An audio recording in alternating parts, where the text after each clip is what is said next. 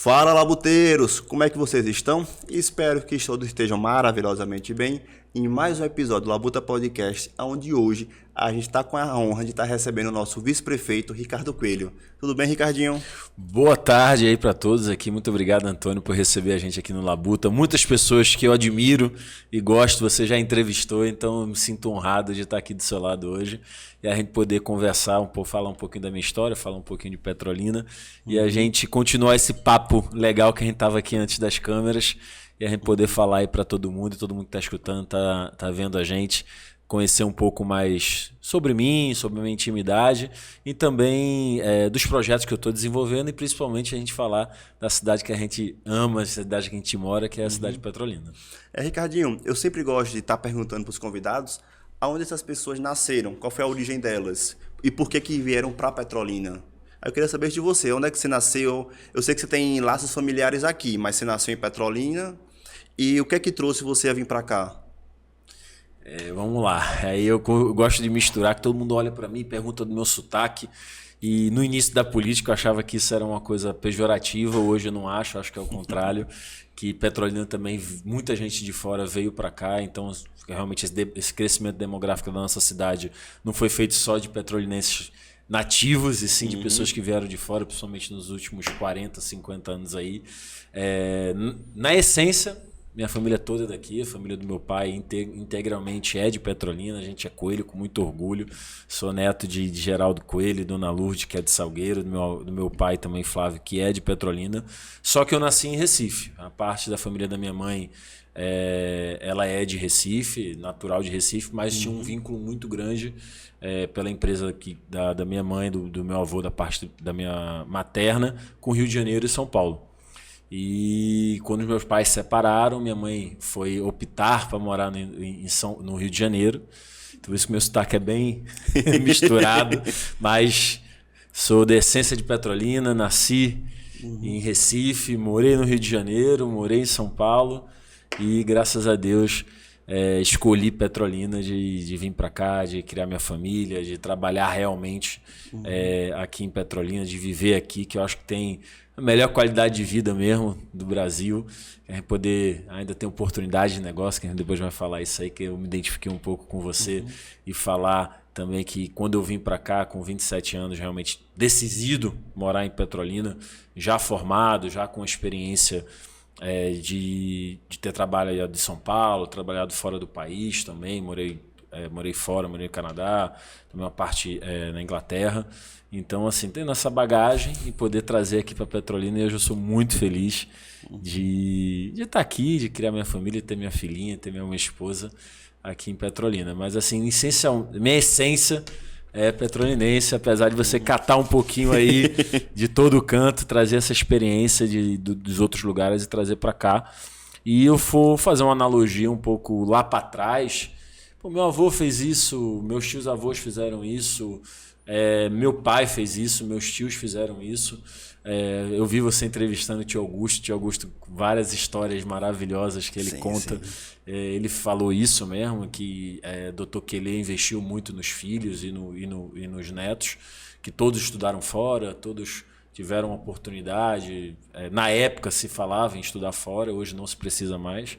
Mas como todos os meus tios, pais e familiares, a gente teve essa experiência fora e trouxe aqui para Petrolina e poder ficar aqui e trabalhar por aqui. Sim, até porque também para a gente pensar um pouco diferente daquele ambiente, a gente muitas vezes tem que se afastar. Então, para trazer inovações, melhorias e coisas, é preciso que a gente vivencie coisas de lugares que já desenvolveram aquilo. Então, um exemplo é a questão dos canais de irrigação. Foi através de visitas e expedições lá para a Califórnia que trouxeram para cá.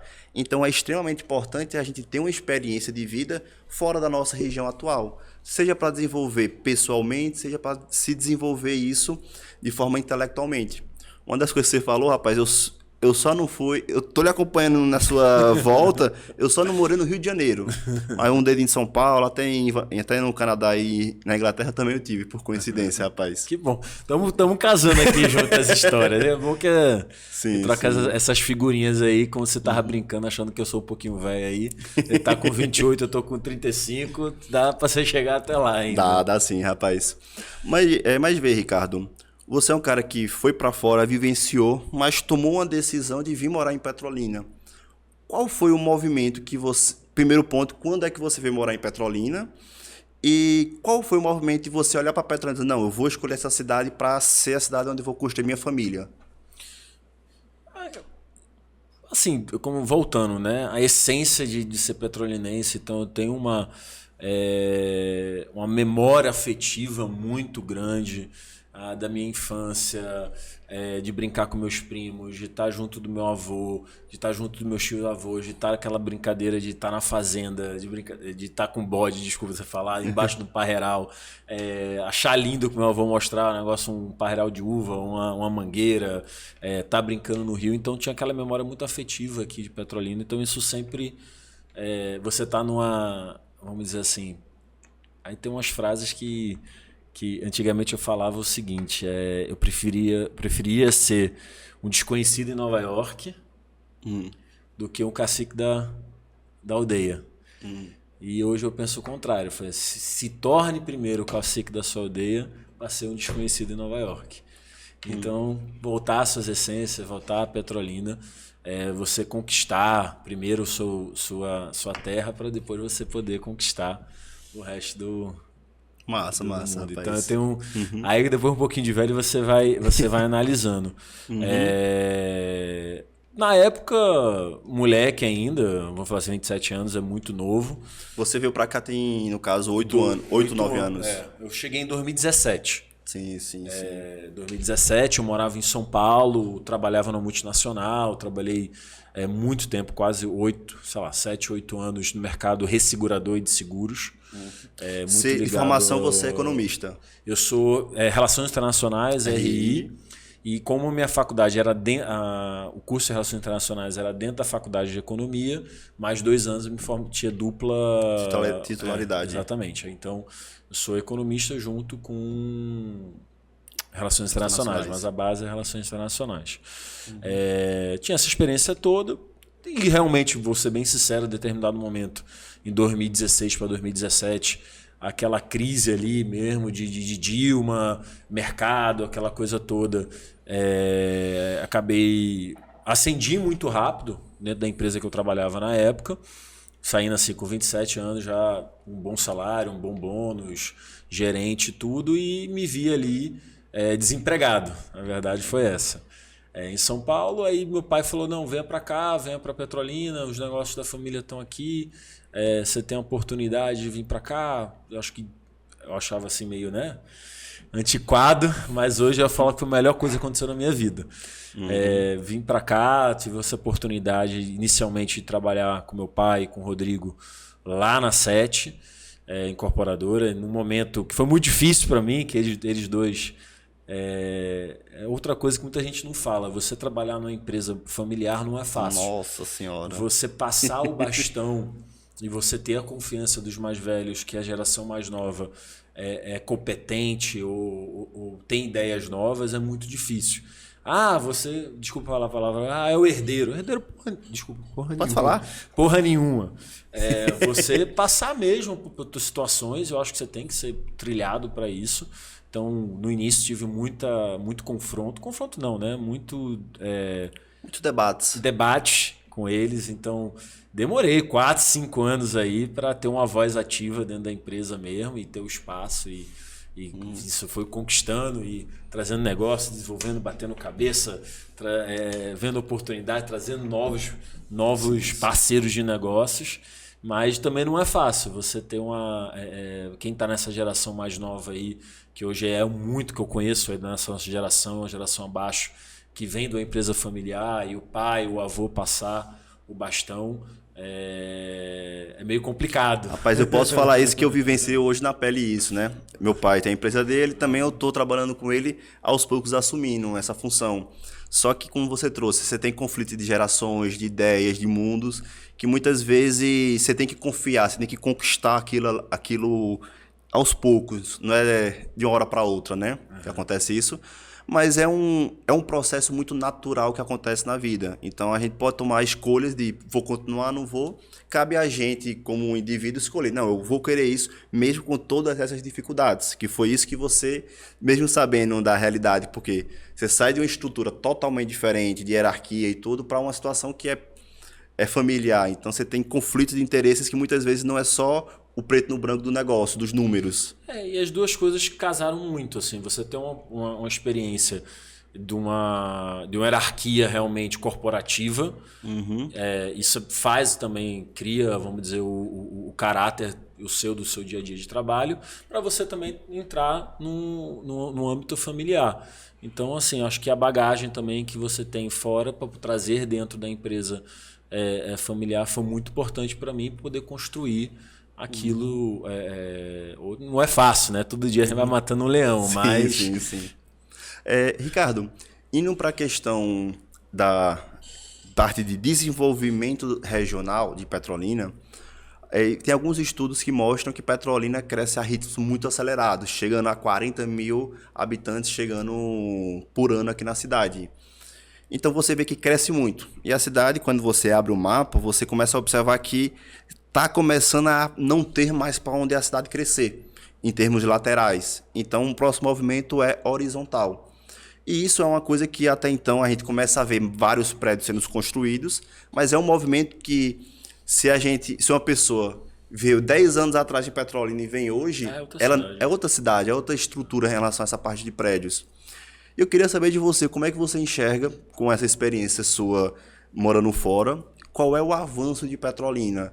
A gente pode imaginar uma Petrolina cada vez mais horizontal realmente, e a questão desses prédios, vão ficar mais concentrados em regiões mais conhecidas ou vão começar a afastar mais para a periferia?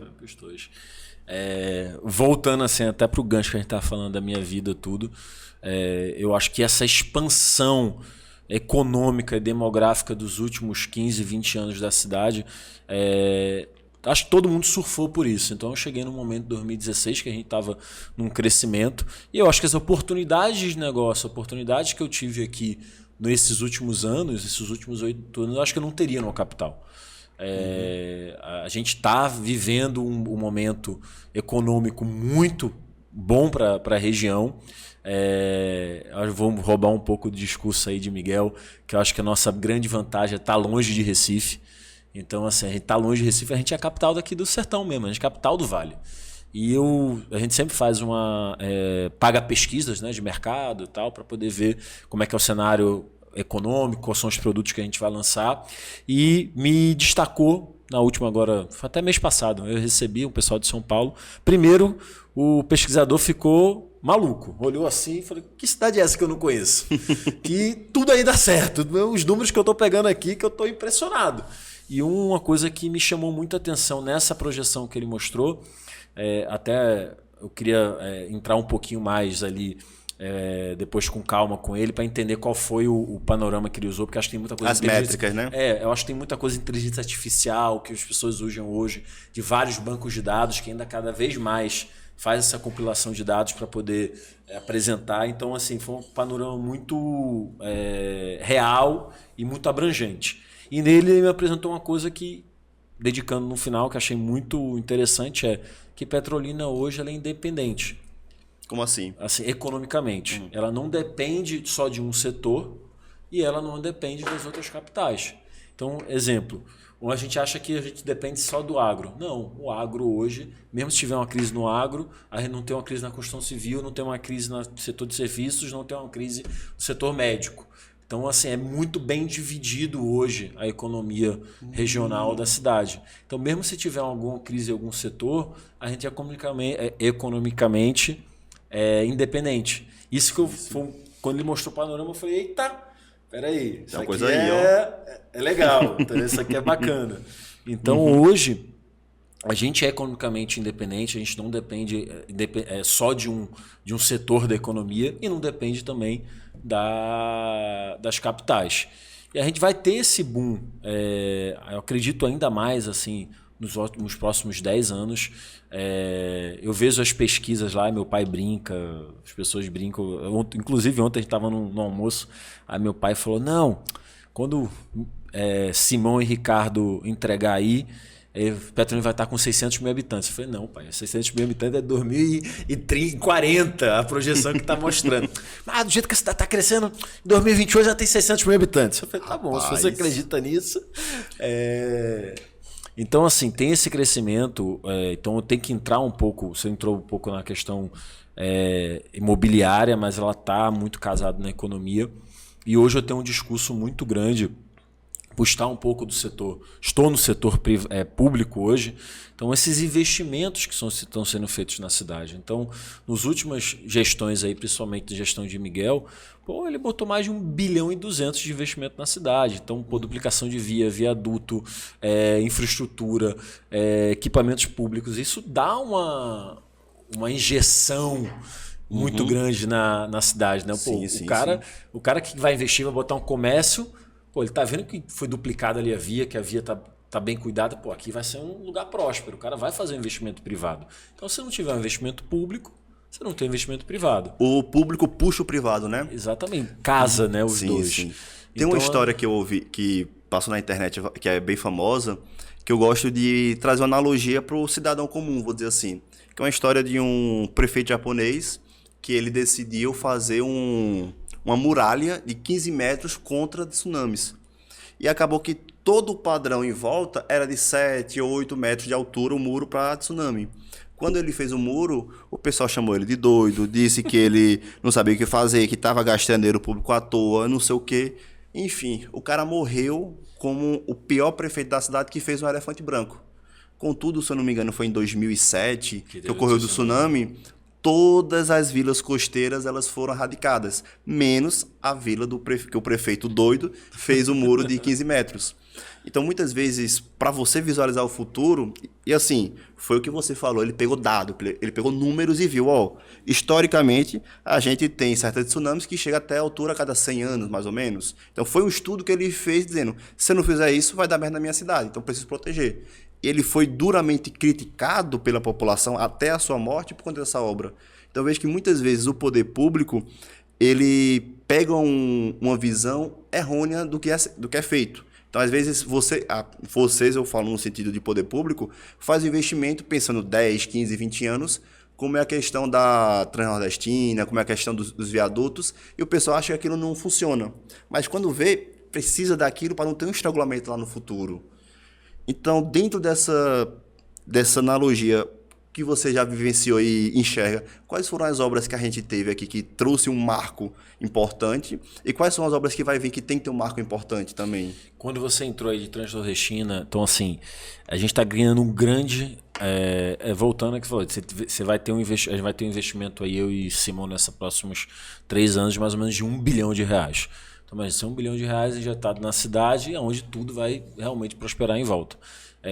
Pegando o gancho que você falou aí, a gente está criando um grande anel viário para a cidade, para, se Deus quiser, não depende só de Petrolina, a gente encaixar uma segunda ponte. Vamos lá. A gente já tem um viaduto ali saindo para Um passo para trás. O que é um anel viário, para quem não entende? Vamos lá.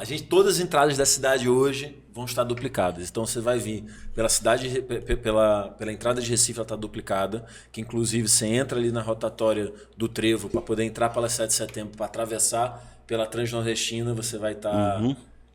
ou vem pela 7 de setembro ou vai lá pela Transnordestina, que vai ser toda duplicada, que está sendo duplicada ali aquela parte do Pedra Linda, até chegar no Caixada Pedra Linda. Nossa, me confundi agora, desculpa. Vai sair da BR até o Pedra Linda, que é a terceira via que ainda não foi feita, mas a gente vai fazer, vai duplicar, mas o que está sendo feito é do Pedra Linda até o Cacheado. A gente vai entregar agora no meio do ano. E do Cacheado até o Asa Branca já está pronto. Sim. Ou seja, quem vem aqui por Recife já não entra na cidade, pega esse anel viário da Transnordestina e já vai cair lá na saída para o Piauí. Aquela cidade do Piauí já está toda duplicada, que vai entrar naquele rotatório ali do Asa Branca, que você vai entrar para a saída de Casa Nova. Sim, do aeroporto, né? Do aeroporto. Que ali a gente quer encaixar, tem um projeto de você encaixar um grande viaduto também, que você vai ter 3 alças, um saindo para a Bahia, um saindo para o Piauí e o outro indo para a Transnordestina, que vai sair para Recife, para Pernambuco.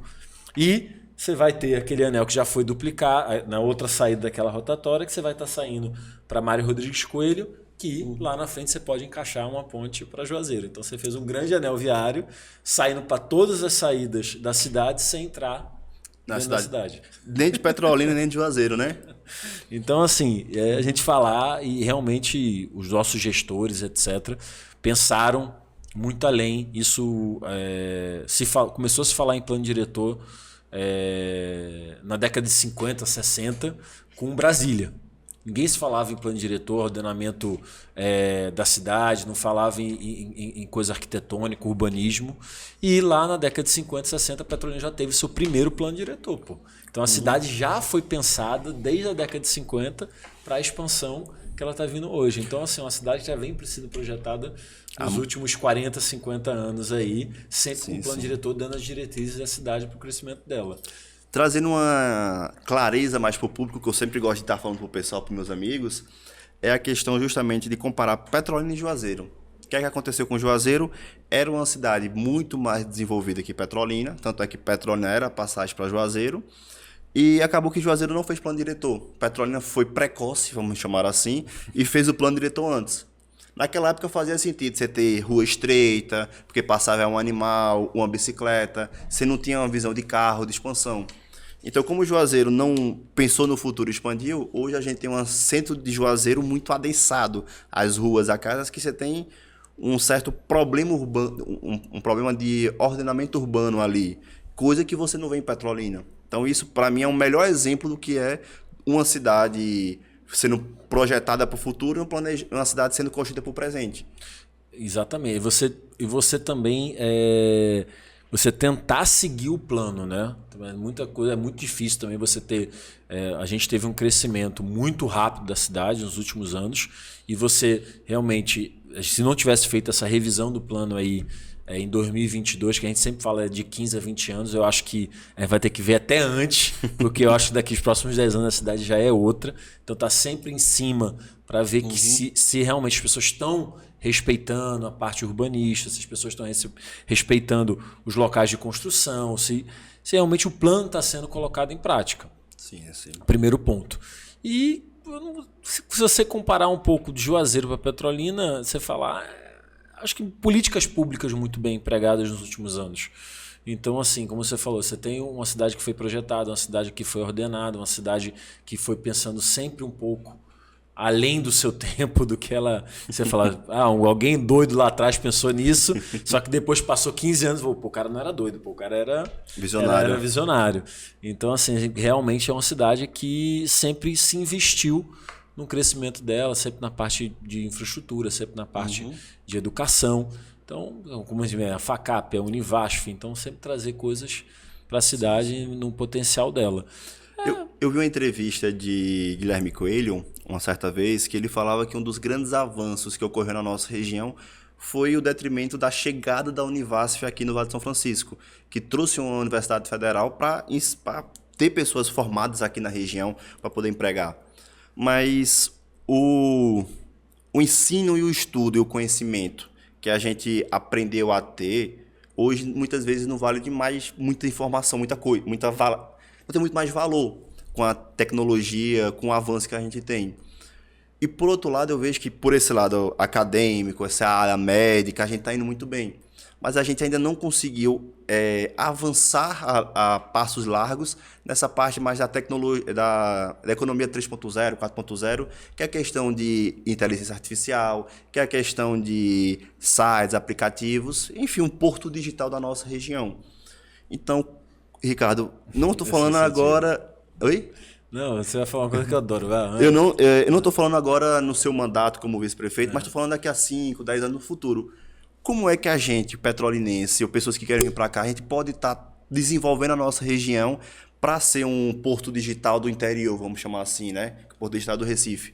Qual é o passo que a gente tem que dar, seja poder público, seja ONGs, seja faculdade, seja iniciativa privada? Quais são os passos que a gente tem que dar para a gente ir para a economia mais moderna? Eu tenho um sonho, é uma das coisas que eu sempre falei no Labuta Podcast, que Petrolina tem capacidade de ser o Vale do Silício brasileiro. Agora, o que é que a gente precisa fazer para isso ser realidade? Primeiro, eu até discordo um pouco hoje, que você falou aí, questão de educação.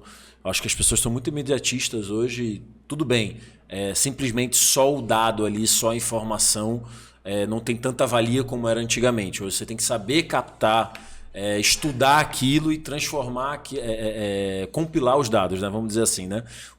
Saber utilizar a IA e etc. Mas a educação é a base de tudo. Acho que a gente tem que ter sim o conhecimento, todo mundo tem que estudar, tem que ler, tem que ter o conhecimento. Então, você tem instituições de pesquisa e de institutos federais, como o próprio IFE, que desenvolve projetos dentro aqui da cidade, o próprio Univasf, que também desenvolve pesquisa, elabora coisa aqui dentro da cidade. Então, você está trazendo e está realmente enriquecendo a região. Tem poucas. Aí eu vou entrar, você está entrando num universo um pouco maior. Tem muitas tecnologias, principalmente, óbvio que a gente é muito ligado ao agro, desenvolvido para o agronegócio, que são desenvolvidas aqui em Petrolina. Eu tive lá no IF Sertão, o pessoal estava fazendo um grupo de robótica para desenvolver drones e robôs para a lavoura de manga e de uva. Então, sendo desenvolvido aqui dentro do próprio IF Sertão, desenvolvido aqui dentro mesmo da nossa região. Você tem a própria Bayer, que acho que poucas pessoas sabem disso. A gente tem uma planta da Bayer aqui, que é desenvolvimento de pesquisa de grãos, que esses grãos são para o mundo todo e fazem investimento de mais de 100 milhões de dólares aqui na região. E a Bayer não é a única que está aqui, né? Tem a GDM também. Tem uma que é argentina, que eu nunca sei o nome. Ixi, também sei não. FQM, não, né? Acho que é FKL. Não, a FKL é a transportadora. Enfim, mas tem outras empresas também. Eu sei que tem 3 empresas geneticistas. Sim. Que têm base de desenvolvimento, laboratórios aqui. A própria Embrapa, né? Você tem a Embrapa do semiárido, que tudo que é desenvolvido do semiárido aqui é da própria Embrapa. Então a gente tem tecnologia, sim, sendo empregada e sendo desenvolvida na região. Entrando um pouco aí que você estava falando que eu tenho uma utopia, esse sonho que você falou. Quando eu entrei na política, eu conversava muito com o Simão, com o Miguel. O Miguel gosta dessas coisas também.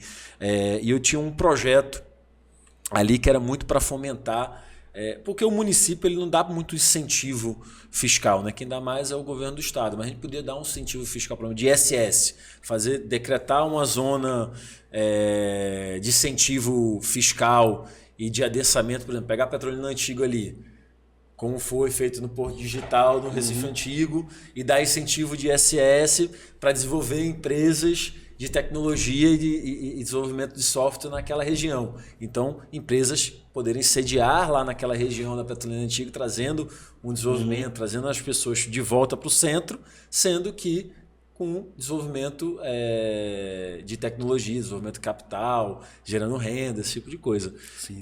Foi feito, inclusive, eu vou até atrás, você me lembrou aqui, que o Porto Digital fez uma parceria com a Univasf para criar um Porto Digital naquele prédio aqui na Orla. Qual o prédio da Orla? Que ficou um tempo onde era a biblioteca. Sei. Um prédio até bonito ali, depois, na Orla 1 ali, depois do da canal. Isso. Depois da descida, passou o canal, tá ali. Inclusive, eu vou até atrás disso, que eu me lembro que foi feito um convênio entre o Porto Digital e a Univasf de criar um centro ali de desenvolvimento, como fosse um Porto Digital, ali naquele local. Mas eu acredito muito ainda. Eu acho que tem que ter um incentivo não só do ente público, mas também do ente privado de incentivar. Não ter fundo, mas ter um investidor anjo que vá... A gente sabe que tecnologia você tem 10. Um vai ser um unicórnio, né? Um que vai realmente se desenvolver e vai dar certo. Mas você tem que bancar os outros 10 para um dar certo. Então você tem que ter um incentivo também. Uma aptidão a risco também tem que ter, né? Então você tem que ter hoje o pessoal fala muito do Porto Digital, mas acho que 80% do Porto Digital é captação, incentivo privado. Não é... Não é público, né? Não é público. Você tem um fomento você tem fomento, sim, de isenções fiscais, mas o capital para desenvolver é um capital privado. Mas é o que você trouxe. Vindo para o poder municipal, muitas vezes você está limitado a um sistema como o governo do estado, o governo federal, que eles poderiam e deveriam, na minha visão, incentivar mais essa situação, né? Agora... E voltando, eu acredito muito, cada vez mais, que entra em serviços. Então você tem uma mão de obra especializada. Cada vez mais Petrolina vai seguir para serviços. Então, vai sair de uma mão de obra do agro, etc. Então, para desenvolvimento de software, empresa mais voltada para os área serviços. de saúde, exatamente. por exemplo. Né? Ricardo, indo para essa questão de desenvolvimento da nossa região, hoje a gente tem, é unânime a falta da mão de obra, a escassez da mão de obra que está ocorrendo, seja no ramo da construção. Eu acredito que muito provavelmente você não tem nenhum amigo dizendo que não tem vaga aberta em relação a essa parte da obra. E isso começa a ter um problema de falta de mão de obra. Como é que a gente pode substituir essa situação? Começa a vir a possibilidade de métodos construtivos, focando na construção civil, e em métodos construtivos diferentes, que você constrói uma casa mais rápida, que você faz um prédio pré-moldado mais veloz. Então, hoje, Petrolina, eu sei que a falta de mão de obra tem, mas tem um incentivo, está começando a ocorrer obras e métodos construtivos mais inovadores, onde você gera menos resíduo, você tem menos impacto de peso para o solo, porque, não sei, para o pessoal que não é da área, que eu sou engenheiro civil de formação, né? Para o pessoal que não é da área, um dos grandes problemas que tem na construção de prédio é o peso que ela aplica para o solo. Então, como é que está esse avanço de Petrolina na parte de construção? Vamos lá, você está entrando, acredito muito, mas de toda forma você tem que ter uma mão de obra especializada, então você tem que treinar esse pessoal para poder também estar utilizando essas novas formas de métodos construtivos. A gente roda aí, tem muita gente, por exemplo, eu fui ali em projetos que o cara está fazendo tudo pré-moldado, ou está trazendo as formas, está concretando, você pega lá, só bota o ferro já tem todos os conduítes, tem tudo pronto. Meu irmão, o cara é uma concreteira. Chegou, botou lá o que eu acredito muito, né? Se você tiver uma larga escala. Então, eu tenho muitos amigos, muitos parceiros de negócio que já estão indo para outros métodos construtivos, muita gente comprando forma. Tem um companheiro meu que está falando que vai fazer um projeto ali de prédios, já comprou a forma, ele falou, Ricardo, com uma forma eu faço 2.500 unidades, com cada forma. Eu falei, poxa, bacana. Então o cara já vai, mas de toda forma você tem que ter uma especialização da mão de obra. Você vai sair daquele cara do reboco, do tijolo, etc, para o cara que vai ter que botar o conduíte, que vai ter que fazer a concreteira. Ou você vai falar de steel frame, você vai falar de... quando fala... Estados Unidos você vê que não tem tijolo. O cara chega lá, é uma placa cimentícia, é uma chapa de metal, o cara só vai como fosse Lego. Aquela coisa aguenta furacão. Se você for lá, ele aguenta furacão. Então, assim, tem métodos construtivos, sim, de metálicos, de steel frame, como eu falei, de pré-moldados. Mas, de toda forma, todos os métodos construtivos a gente tem que investir também em mão de obra. Se não tiver a mão de obra também especializada, a gente não consegue realizar. Pode ser, sim, que nesse método você vai ter uma obra no steel frame, no modo convencional de tijolo, etc. Eu precisava de 10 pedreiros para fazer uma casa. No steel frame eu preciso de 3. Ok, mas esses 3 tem que ser uma mão de obra especializada. E indo para essa especialização da mão de obra, o empresário deveria estar ali investindo para aquele colaborador produzir mais, fazer outro método construtivo melhor. Contudo, a gente sabe que muitas vezes os empresários não têm um interesse em si, em estar investindo na capacitação. Não acredito não, Antônio. Eu acho que é muito mais desculpa falar aqui, é muito mais o trabalhador mesmo. Porque eu vejo sim pessoas querendo investir, querendo trazer o método construtivo, fazer a capacitação, mas não tem um interesse dessa mão de obra. Fico até chateado assim, de falar isso, mas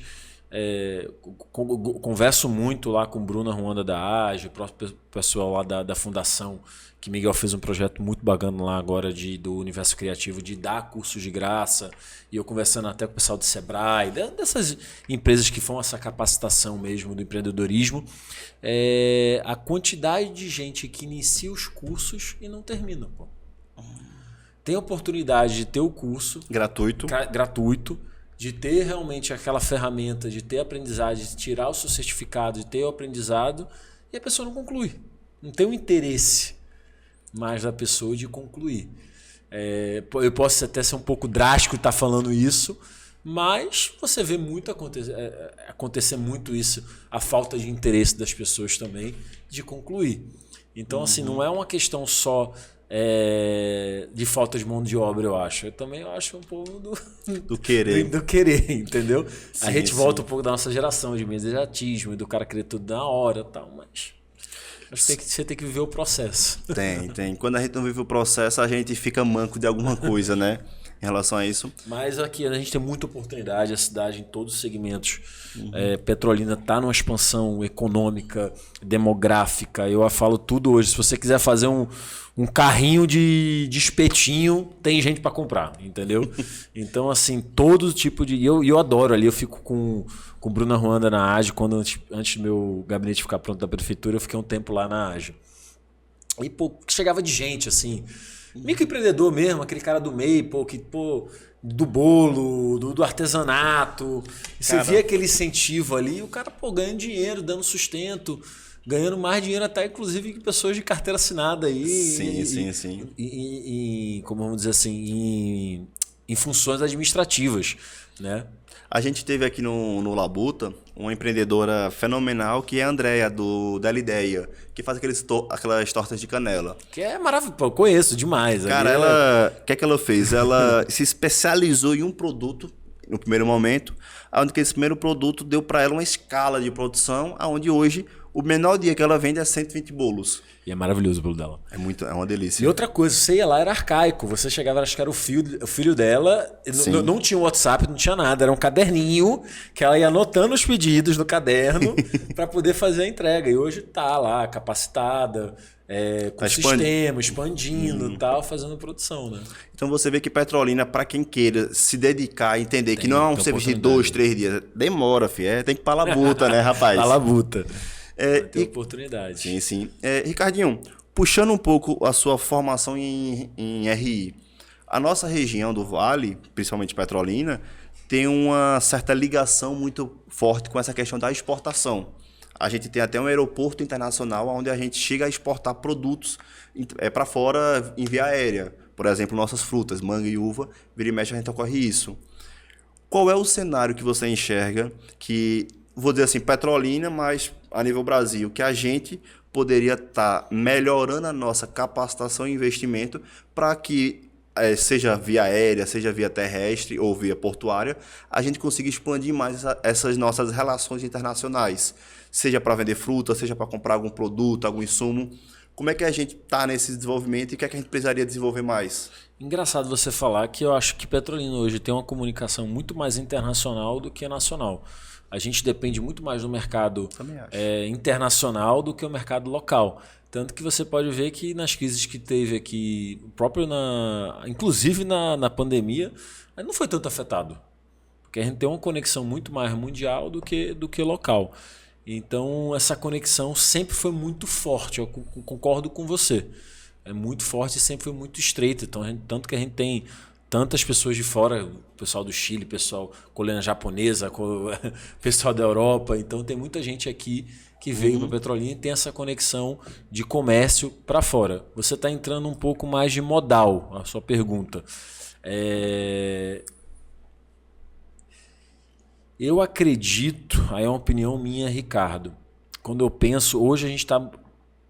Petrolina, ela tem uma posição geográfica comparada para o país muito importante e muito de destaque. Se você pegar e fazer um compasso, a gente está no meio do Nordeste, pô. A gente está, 700 quilômetros de todas as capitais da região. E a gente não é um vetor de transporte. Petrolina não é um vetor de transporte. A gente não é um lugar modal. O hub logístico, né? Um hub logístico que outras cidades que você imaginar, você vai para Extrema em Minas Gerais, você vai para alguns lugares que o cara só vive de logística.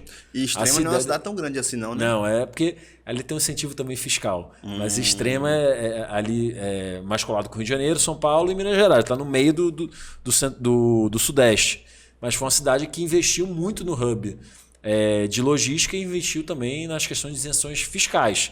Então tem muita empresa de e-commerce, muita empresa de logística que está sediada lá e não está sediada em São Paulo, por exemplo, entendeu? Então, assim, eu dei um exemplo que veio na minha cabeça. Mas Petrolina podia investir, sim, muito mais no hub modal de logística, que a gente está equidistante de todas as capitais aí de 600, 700 quilômetros. Se você pegar uma regra e fazer um compasso, você pode ver que Petrolina está bem no meio. Sim, a gente é um entroncamento, indo para o norte, indo para o nordeste, indo para o centro-oeste, tem que passar por aqui. Então, você vai ter um investimento... eu sei, assim...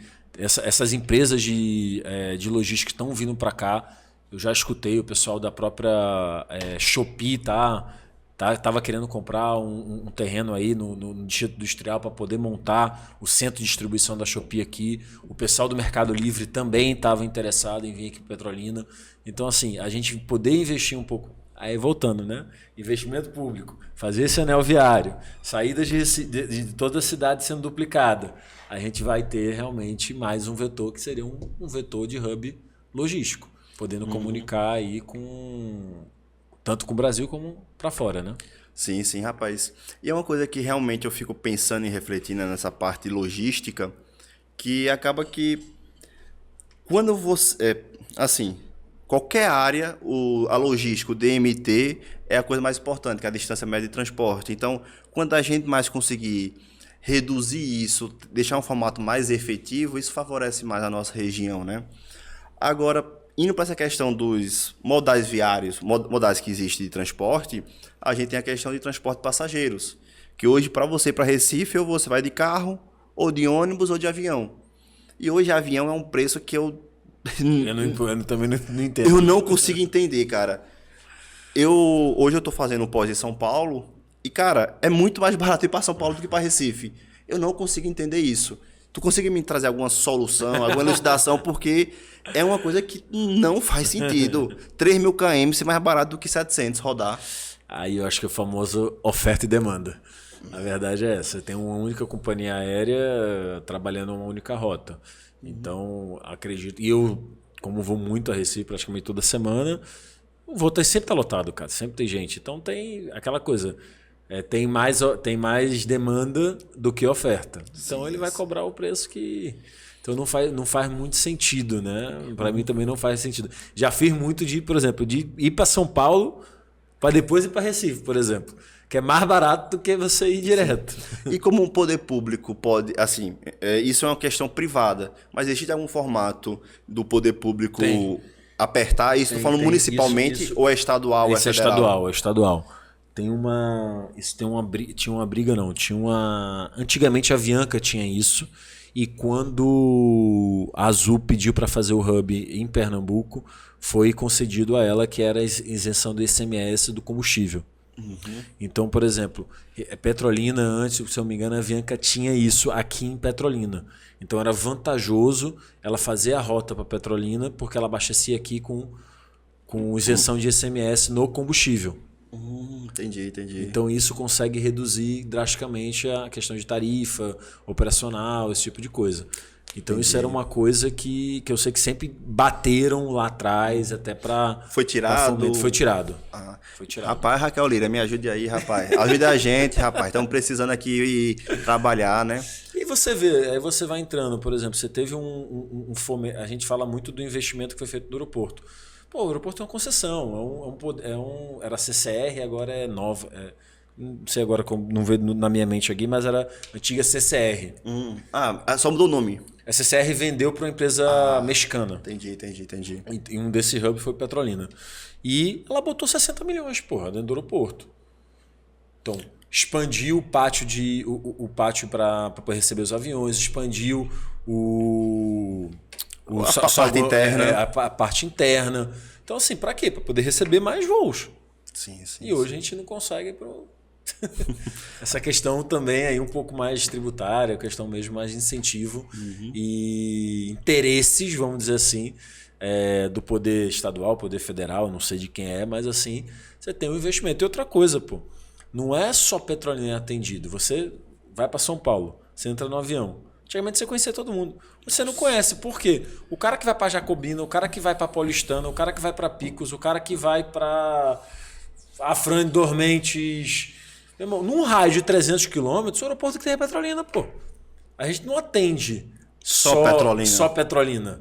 Sim. A gente é desde um raio de 300 quilômetros, pô. Então, todo mundo nessas cidades aqui em volta vem pegar o avião aqui. E é um outro dado que eu acho legal falar, que toda vez assim, o pessoal vem para cá, quer alugar um carro. Nunca tem carro.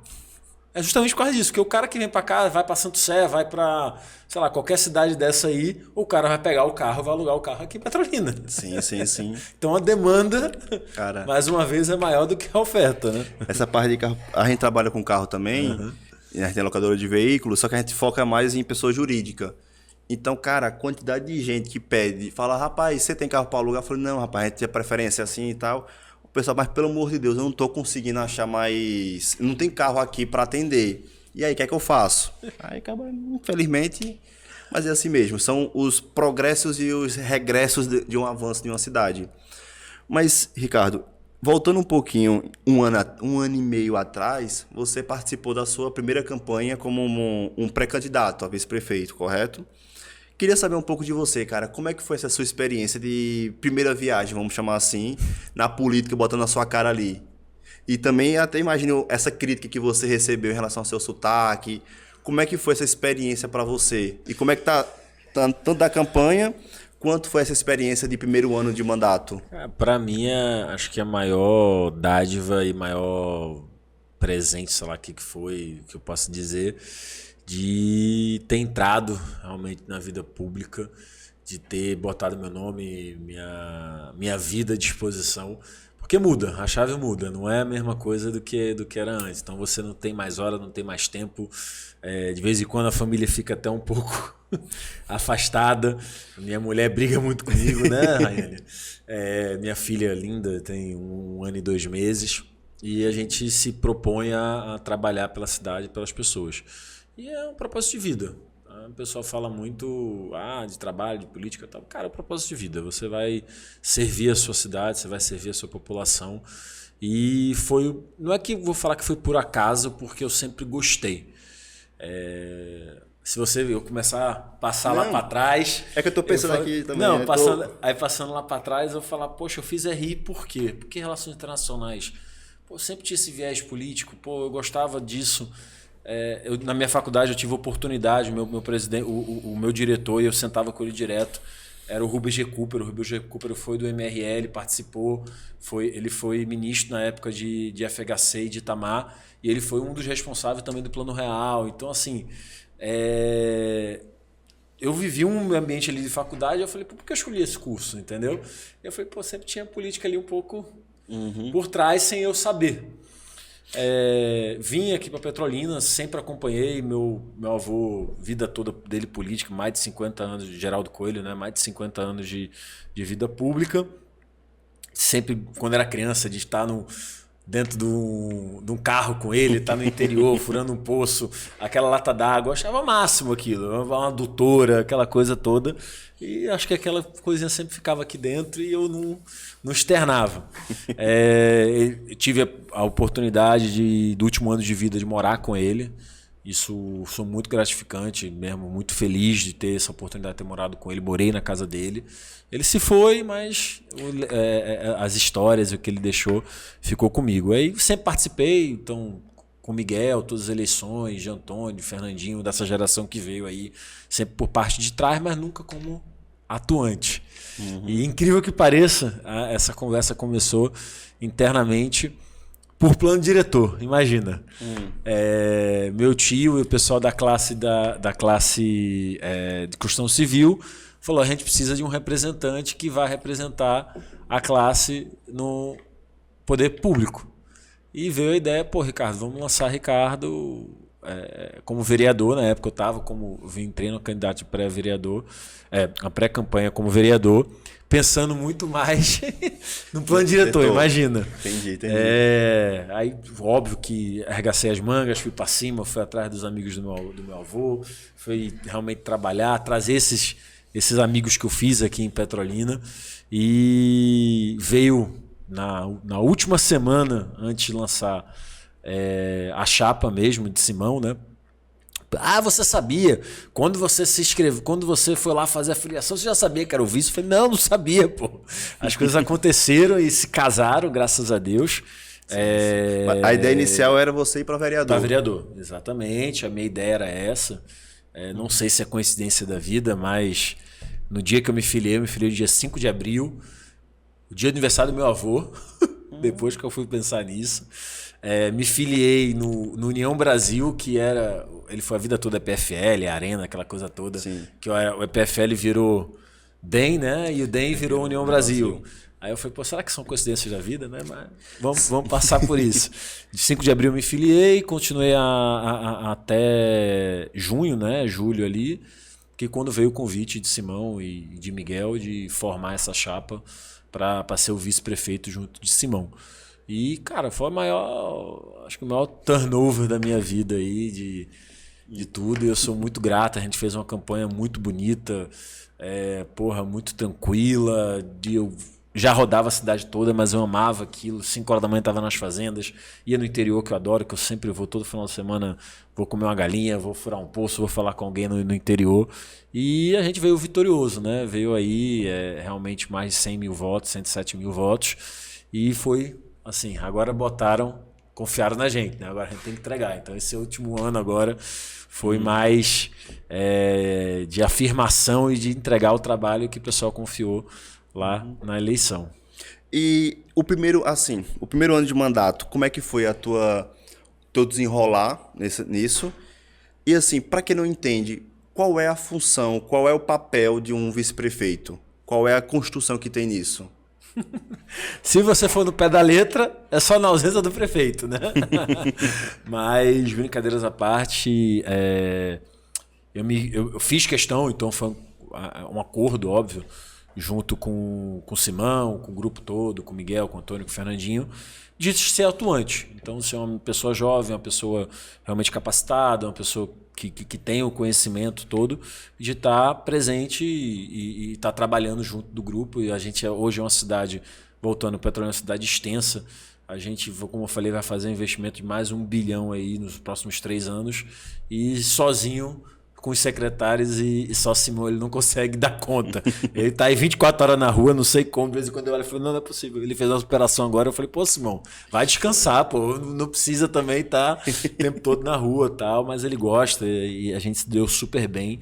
Então, assim, é mais um esforço mesmo de trabalho, de estar junto, de estar do lado do prefeito, e vamos dizer assim, hoje seria um braço direito ali, né? Então, assim, de estar trabalhando, vendo essa questão mesmo dos projetos, indo atrás de investimento, vendo coisa para a cidade, porque a cidade hoje, a nossa cidade, ela é pujante, cara. Ela é 440 mil habitantes, apesar de a gente ter esse crescimento, tem muita coisa a ser feita, tem muito desafio. A cidade, territorialmente, ela é extensa, tem distritos aí, mais de 120 quilômetros aqui, de distância. Petrolina é uma cidade muito grande, né? Ela, em território, né? Ela é o maior município do estado, né, de Pernambuco, e ela é 20 vezes maior do que Recife. Nossa, e a gente tem distritos a 110 quilômetros de distância aqui do centro urbano. Então, assim, são muitos desafios. A gente tem 4 realidades numa só. Porra, a Petrolina tem a zona... Assim, 4 realidades? Para mim zona urbana, que você tem uma realidade totalmente diferente. Certo. Então, cidade, você tem os conflitos, você tem as coisas de uma cidade grande hoje. Você tem a questão ribeirinha, então toda a parte ali saindo lá do Serrote do Urubu, das Pedrinhas até a Tapera, então que é outra realidade, são outros desafios, são outros problemas.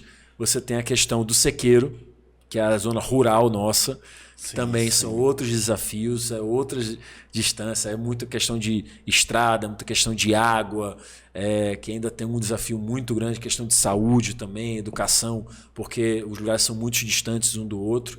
E você também tem hoje a questão da zona irrigada, dos perímetros irrigados. Então eu falo que a gente tem 4 cidades numa só. Concordo com isso, rapaz. Nunca tinha parado para refletir isso, não. Ó.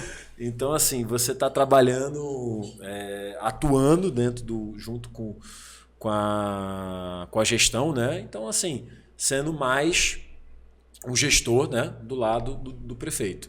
Então, eu optei por estar muito próximo, de estar 100% do lado de Simão, e ele aceitou isso, óbvio, né? E de dar as funções, as tarefas. de estar atuando junto com ele, trazendo os projetos, trazendo desenvolvimento, tocando as obras. Então, assim, é uma coisa. Simão gosta muito de educação, é uma coisa dele mesmo.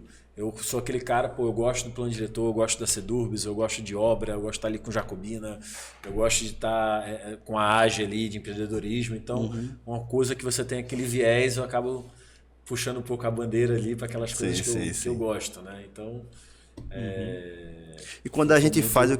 E foi difícil, você sair um pouco da cabeça do privado para você pro público não é fácil. A sua chave também tem que mudar, tem que saber que o tempo não é outro, apesar de você querer fazer, não é o mesmo tempo, a burocracia é outra. Eu quero fazer, sei lá, asfaltar essa rua aqui. Tem que abrir um processo licitatório, tem que fazer. Não é simplesmente contratar um empreiteiro e fazer. Como fosse, eu quero fazer um condomínio, eu toco e pronto, entendeu? Então tem alguns nuances que não tem é as no liturgias, mesmo né? Exatamente. Mas acaba que faz parte do processo na cidade, nesse desenvolvimento, né? E quando a gente faz o que a gente gosta, não é trabalho, né? Se torna um hobby, lazer, você vai trabalhando, vai gostando, vê o tempo passar, que quando vê, dia vira noite, noite vira dia, e aí acaba vai indo, né? Tiago, que me acompanha ali, meu assessor aí direto, ele brinca assim, não, agora eu vou trabalhar. Ele fala, você não tá trabalhando não? Porque eu falo, quando eu vou pro escritório eu vou trabalhar, quando tá política é o que você falou, é hobby. É só que a gente gosta. É o que o caba gosta, né, em si. Mas, Ricardo, cara, quero lhe agradecer muito. Tem muitos outros papos que eu gostaria de estar entrando, mas por questões de tempo a gente precisa ir para os nossos finalmente. Mas eu já deixo o convite aqui para a gente estar debatendo alguns temas que é de extrema importância para a nossa sociedade, isso em breve, eu até falo, que é a questão de segurança pública, que é um problema extremamente sério, é a questão dos problemas que uma cidade que cresce muito rápido enfrenta, que é a questão de saneamento básico, falta d'água, rede de esgoto. Você tem uma criminalidade que entre a segurança pública está aumentando, mas também você tem problemas como a parte de saúde, que acaba que como cresce e a Petrolina já atende uma rede muito grande, como é que a gente resolve essa equação? Como é que a gente consegue chamar a atenção dos outros órgãos? Então, são projetos que eu deixo o convite aqui para estar participando e qualquer interesse está contando com a gente, tá certo? Acho que o nosso papo foi muito bacana, a gente passou um pouquinho do tempo aí e se a gente continuasse aqui tinha muito assunto para a gente entrar dentro mesmo. Não, né? Dá para puxar aqui bastante coisa, rapaz. E eu, só para pegar esse gancho e terminar o que você falou mesmo, eu falo que Petrolina um pouco ela é vítima do seu próprio sucesso. Por que você fala isso, Ricardo? Nosso crescimento. A gente é uma cidade, como fala, pujante, então com advento da bonança, advento do crescimento, também tem os desafios. Esses desafios são muito grandes. Como você falou, a gente teve um crescimento muito rápido nos últimos anos, então isso traz desafio na questão de segurança pública, questão de saneamento, questão mesmo de educação, nem tanto que a gente tá dando show de bola aí, né? Mas tudo bem. Questão de saúde, e muita gente não entende. Hoje a gente é uma referência para a região. Saúde mesmo, a gente já tem 58 municípios. É muita gente, cara. Então são 58 cidades vindo para Petrolina. A gente tem mais ou menos 2 milhões de pessoas que consomem a saúde de Petrolina, tanto no privado como no público. Óbvio que você vai ter um gargalo, óbvio que você vai ter uma coisa para você atender isso.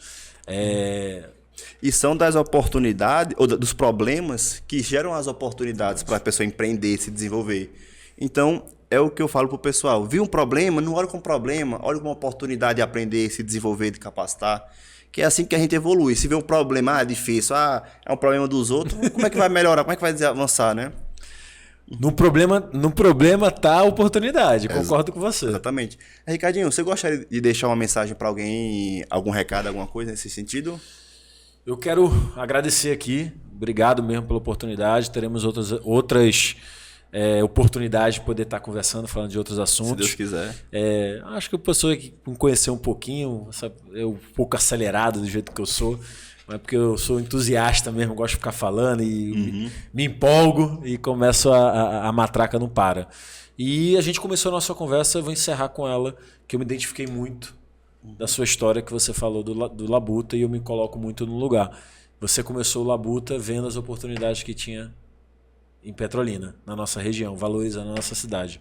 E não com as pessoas só olhando para fora, só que a gente tem muita coisa boa aqui dentro. Então, eu falo para você, como a gente começou aqui, tem muita oportunidade na cidade, você que é daqui, empreenda. Eu sei que tem um problema, nesse problema, a gente vai ter uma oportunidade e vai ter algo para você prosperar desse problema. Então só fica meu recado aí. Não veja aquilo como algo ruim, veja aquilo como o início de uma nova jornada. Isso. Muito obrigado, Ricardo, por estar participando aqui. Antes de finalizar, preciso falar dos nossos patrocinadores, que sem eles a gente não estaria aqui. E se você que tem sua agroindústria está com algum problema ou quer montar uma agroindústria, entre em contato com a EBS Bioengenharia. A gente tem a melhor solução para você, para deixar todo o seu empreendimento normativado. Além disso, se tem problema na parte de coleta, gestão e gerenciamento dos resíduos, entre em contato com a Rexível. É uma empresa especializada na parte de coleta e gestão que tem todas as licenças ambientalmente corretas. Agora, se você quer ficar segurado de qualquer problema, você está tranquilo, entre em contato com a Dalmi Seguros. Ele tem todos os tipos de seguros ideais para você. E se você quiser gravar um conteúdo, seja um podcast, seja um conteúdo profissional, entre em contato com a Nexus Studios. E o QR Code vai estar aparecendo aí na tela. Ricardinho, cara, muito obrigado. Espero ver você aqui em breve novamente, tá certo? Tamo junto. Obrigado, e para vocês que ficaram até agora, não deixa de seguir a gente, curtir o vídeo e compartilhar com seu amigo petrolinense ou que é da região para conhecer um pouco mais sobre a nossa história. Valeu!